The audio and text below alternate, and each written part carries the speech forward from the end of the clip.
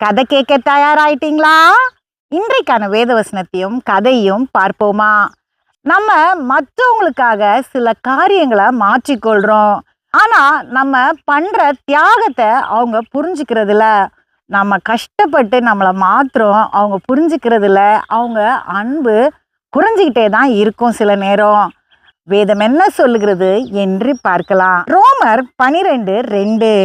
நீங்கள் இந்த பிரபஞ்சத்துக்கு ஒத்த வேஷம் தெரியாமல் தேவனுடைய நன்மையும் பிரியமும் பரிபூர்ணமான சித்தம் இன்னதென்று பகுத்தறியத்தக்கதாக உங்கள் மனம் புதிதாகிறதுனாலே மறுரூபம் ஆகுங்கள்.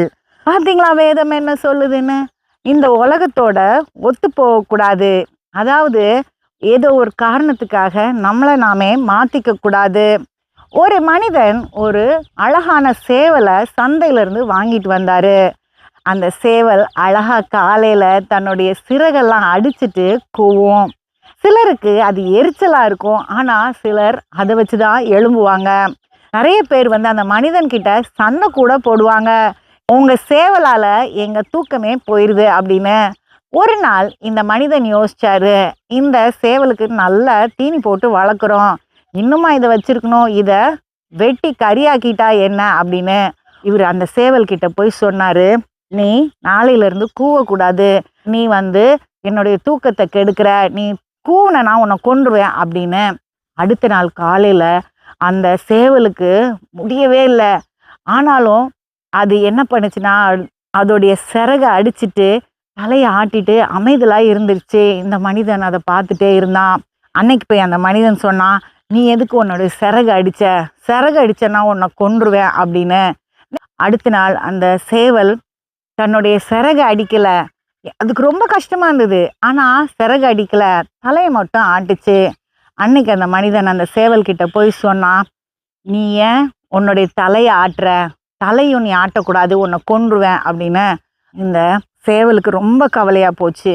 நம்மளாவே இருக்க முடியல, மரண பயத்துல இருக்கிற மாதிரி இருக்குது. அதே மாதிரி என்னையே நான் மறந்துடுற மாதிரி இருக்குது. சேவல்னா கூவணும்ல அப்படின்னு. அடுத்த நாள் இந்த சேவல் தன்னுடைய சிறகு அடிக்கல, தலையாட்டல, அது கூவவும் இல்லை.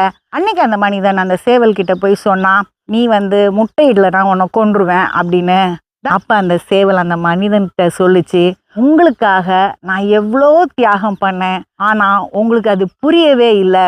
ஒவ்வொரு நாளும் நான் மரண பயத்துல வாழ்ந்துட்டு இருக்கிறத விட நான் ஒரு சேவலா கூவிட்டு செத்துருக்கலாம் போல அப்படின்னு என்ன நானே தொலைச்சிட்டேன். உங்களை என்னால திருப்திப்படுத்த முடியல, ஏன்னா நீங்க என்னை கொல்லணும்னு முடிவு பண்ணிட்டீங்க. இப்படிதான் நம்ம வாழ்க்கையும். நம்மளை யாராவது சில தியாகங்களை பண்ண சொல்றாங்க, நாமளே மாத்திக்க சொல்றாங்கன்னா யோசிச்சு செய்யுங்க. அடுத்த கதையில் சந்திப்போம்.